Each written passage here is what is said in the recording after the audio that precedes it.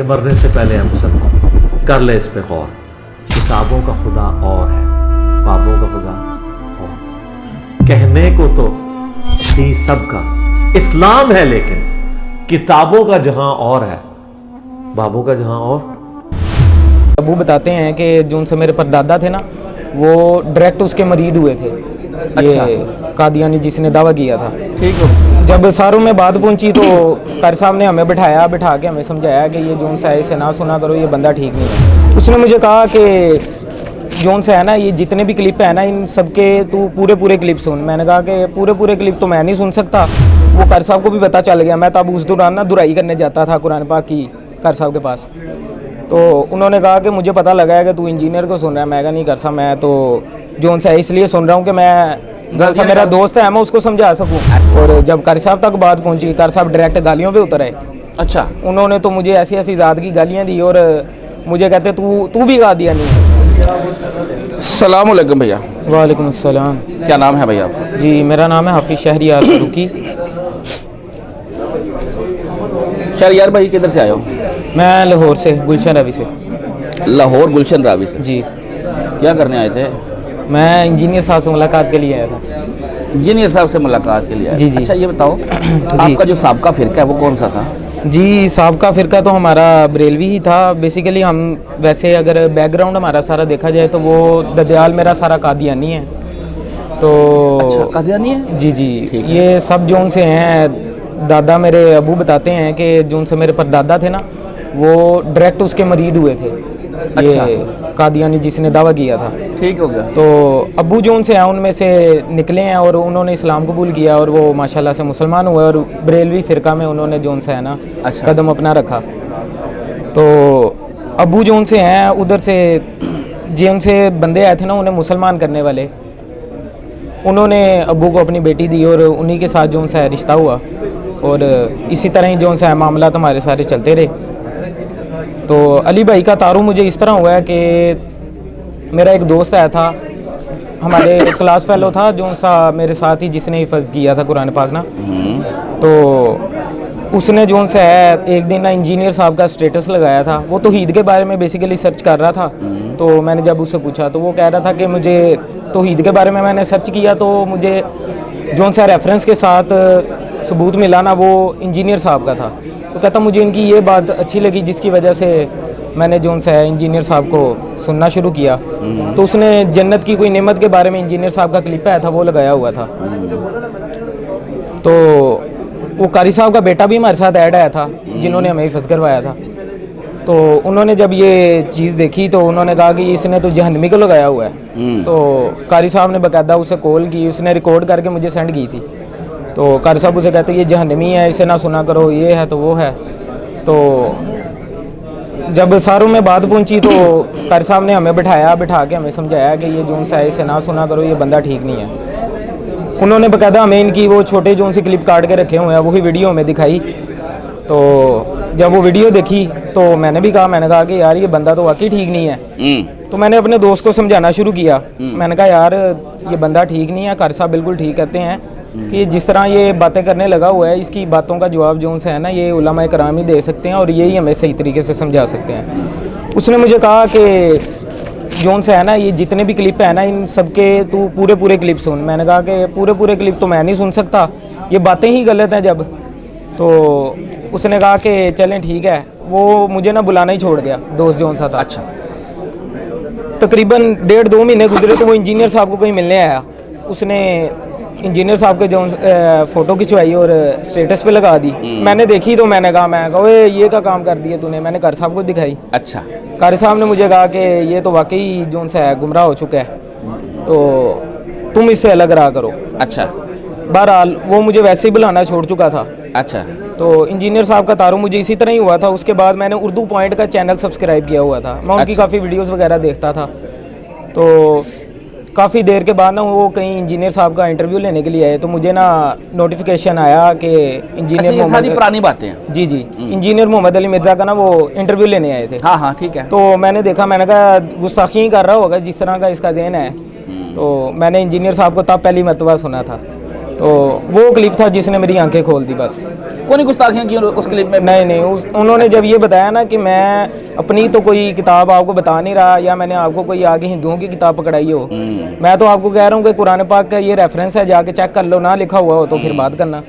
तो उनकी एक ये बात मुझे जो सी अच्छी लगी, तो इस तरह मैंने ना इंजीनियर साहब को सुनना शुरू किया, नमाज के बारे में देखना शुरू किया, काफ़ी मैंने उनके ना मसले देखने शुरू किए। वो कार साहब को भी पता चल गया, मैं तब उस दौरान ना दुराई करने जाता था कुरान पाक की कार साहब के पास। तो उन्होंने कहा कि मुझे पता लगा है कि तू इंजीनियर को सुन रहा है। मैं कहा नहीं कर सा, मैं तो जो उनसे इसलिए सुन रहा हूँ कि मैं जैसा मेरा दोस्त है मैं उसको समझा सकूँ अच्छा कि ये जो उनसे है ना बंदा ठीक नहीं है, तो तू ना सुना कर। अच्छा। तो इस तरह करते करते मैं इंजीनियर साहब को सुनने लग पड़ा। एक दिन मैंने भी इंजीनियर साहब का फिर स्टेटस लगा दिया। अच्छा। तो मुझे काफ़ी लोगों के जो उनसे हैं मैसेजेस वगैरह है, वो कहते भाई ये बंदा ही नहीं ठीक है जिसको तुमने लगा दिया है। और जब कारी साहब तक बात पहुंची, कारी साहब डायरेक्ट गालियों पे उतर आए। अच्छा। उन्होंने तो मुझे ऐसी ऐसी ज़ात की गालियाँ दी और मुझे कहते तू भी कादियानी है, ठीक है ना। कहते ये जो उनसे है ना ये भी कादियानी है और तू भी कादियानी है। तो मैंने कहा कि कारी साहब, मैंने आगे से कोई जवाब नहीं दिया।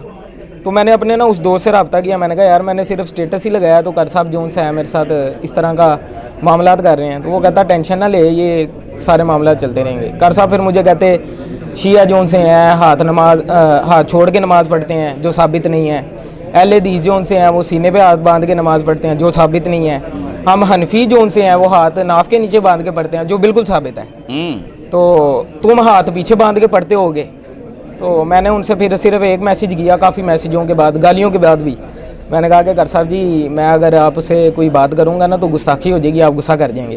कहते नहीं, उन्होंने मुझे कुरान पाक की आयत बताई, कहते कि अगर कोई चीज़ किसी को पता लगे ना तो आगे बतानी चाहिए, आप मेरी सलाह करें। तो मैंने कहा ठीक है। मेरे पास तकरीबन 60 से 70 रेफरेंस आए थे हदीसों के, मैंने स्क्रीनशॉट लेके रखे हुए थे। वो मैंने सारे जो उनसे इंजीनियर साहब के जो उनसे मुझे याद थे वो सारे मैंने जो उनसे कारी साहब को सेंड कर दिए। और बाद में मेरे सुनने में आया कारी साहब सारी रात नहीं सोए इस बारे में। अच्छा। ठीक है ना। वो कभी गूगल से निकालने लगे हुए हैं, कभी किसी चीज़ से निकालने लगे हुए हैं कि किसी तरीके ना इसे मैं समझाऊं कि ये रफ़ाए दैन जो उनसे मनसूख हो चुका है, बंद हो चुका है, ये गलत है। तो बहरहाल अगला दिन आया तो कारी साहब ने मुझे वो घोड़ों की दुमों वाली हदीस भेज दी। अच्छा। तो अब मैं उस पर थोड़ा सा हुआ, मैंने कहा यार ये तो वाकई जो। अच्छा, उस वक्त आपको नहीं पता था ये घोड़ों की दुमों वाली हदीस क्या है? मुझे बिल्कुल नहीं पता था उसके बारे में। तो मैंने उसके बारे में जाके सिर्फ ये लिखा कि घोड़ों की दुमा वाली हदीस, आगे इंजीनियर मोहम्मद अली मिर्ज़ा वो लिखा, तो इंजीनियर साहब की जो सी है वीडियो खुल गई। मैंने जब वो देखी तो मैं सारी चीज़ समझ गया। मैं ये तो वाकई डंडी मार रहे हैं। फिर उसके बाद जो उनसे है कारी साहब ने मुझे कहना ही शुरू कर दिया कि ये तो भाभी हो गया है। हत्ता कि मैं खुद नात खां था, ठीक है ना। अच्छा, नात खां थे? जी, मेरे वाले साहब भी नात खां थे और मेरा बड़ा भाई भी नात खां है। तो हम महफिलों में जाया करते थे। कारी साहब तो मुझे अब उसके बाद तो महफिलों में बुलाना ही छोड़ गए। मैंने, हालांकि मैं कहता हूँ कि वो शिरकियाँ ही नाते थी जो उनसे मैं पढ़ा करता था, अल्लाह ताला मेरी गलती माफ़ करे, आमीन। और अब जो उनसे मैं कारी साहब को कहता हूँ कि मैं अभी भी नाते पढ़ता हूँ। अच्छा। लेकिन नाते वो जो उसमें आप सल्लल्लाहु अलैहि वसल्लम की तारीफ़ हो, बस। उसके अलावा मैं उस तरह की कोई नात नहीं पढ़ूंगा जिसमें आप सल्लल्लाहु अलैहि वसल्लम को पुकारा जाए, उनसे दुआ मांगी जाए। ये सारी चीज़ें जो उनसे है ना, इनको नहीं मैं करता। तो उसके बाद जो उनसे है कारी साहब ने मुझे बुलाना ही छोड़ दिया है। अब तकरीबन 2017 की बात है कि मुझे इंजीनियर साहब का तारुफ हुआ था, और उसके बाद मैंने आगे भी दावत फैलानी शुरू की है। अल्हम्दुलिल्लाह अल्लाह के फजल करम से काफ़ी दोस्त हैं जो उनसे रिवर्ट हो चुके हैं, जिन्हें मैं आज लेकर भी आया हूँ। और एक कज़न भी है जिसको मैंने सिर्फ एक बार बताया था, वो मुझे इस तरह आगे बताने लगा, कहता यार मैंने ना नमाज़ शुरू की है, तो मैं सोचता हूँ कि यार नमाज का तरीका अपना ठीक कर लूँ। तो मैंने उसे कहा, मैं भाई दिखा कौन सा तूने नमाज का तरीका सीखा है। वो किसी मुफ्ती साहब की उसने वीडियो डाउनलोड की थी, मुफ्ती साहब उसे बता रहे हैं कि इस तरह रुकू करना है, इस तरह सजदा करना है, ये सारा। तो मैंने उसे कहा कि यार ये जो बता रहा है ये तूने देखा है, कहाँ पे लिखा हुआ है? उसने कहा कि नहीं मैंने तो नहीं देखा ना, ये बता रहा है। मैंने फिर इंजीनियर साहब की वीडियो निकाल के दी, मैंने कहा ये देख 7 रेफरेंस है, चेक कर। इस्लाम 360 का बताया, मैंने कहा ये सारी चीज़ें जो है जाके चेक कर ले। उसने चेक वगैरह की तो वो कहता है यार भाई ये तो वाकई है बात। लेकिन वो भी इस बात पे कहता था, वो कहता था यार ये भाभीियों का तरीका ये नहीं करना, मैंने रफ़ा दैन नहीं करना। लेकिन अल्लाह के फजलो करम से अल्लाह ताला ने उसे हिदायत दी। तकरीबन मैं कहता हूँ 1 हफ़्ता नहीं गुजरा होगा और उसे मैंने खुद देखा वो नमाज रफ़ा दैन के साथ पढ़ रहा था। माशाल्लाह जी। अच्छा, उस दोस्त का क्या बना? वो जो पहले नाराज हो गया था, दोबारा सुलह आई? जी, मैं उसके बाद तकरीबन 2018 में मैं आया था इंजीनियर साहब से ना पहली मुलाकात करने के लिए। तो वो मुझे बुलाना ही छोड़ गया था। मैं उसे मैसेजेस वगैरह करता था, मुझे रिप्लाई भी नहीं करता था। अच्छा। तो मैंने उसे ना काफ़ी अच्छा दोस्त था। तो मैंने उससे कहना कि यार तू कम से कम मेरे से बोल तो सही। उसने कहना कि ये ना फारग है, अब इसे मैंने बुलाना ही नहीं है, क्योंकि इंजीनियर साहब को मैं भी, अल्लाह माफ़ करे, मेरी गलतियाँ थी कि मैं उन्हें बुरा भला कहता था। सही है। तो मैंने उसे कहा कि यार मैं इंजीनियर साहब को मिलने जा रहा हूँ। वो कहता, उसने फिर नहीं रिप्लाई किया।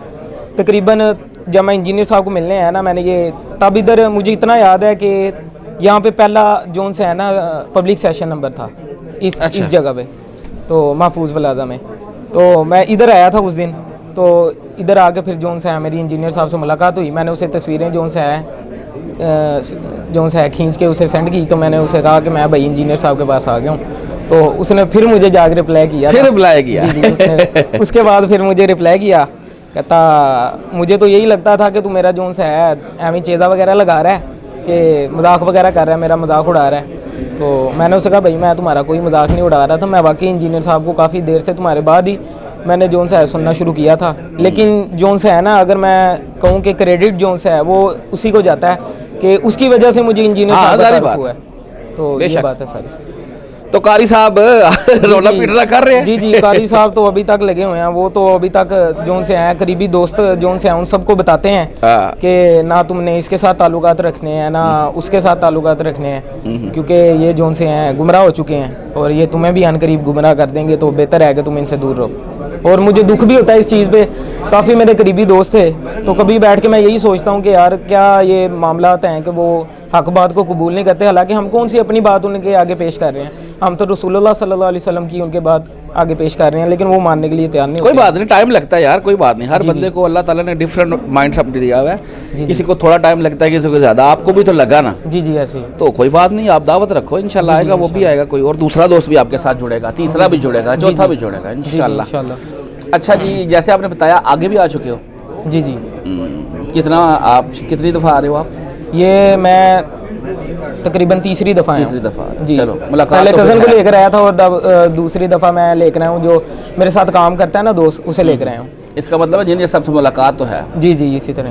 चलो जी, अच्छा लगा जी आपसे बाकी बात सुन के। जी आपका आना अल्लाह ताला कबूल करे। आमीन। अभी अब बैठो, थोड़ी देर तक मजलिस स्टार्ट हो जाएगी। जी जज़ाकल्लाहु खैर। और फिरकों की दुकानें बंद, द डैमेज डन।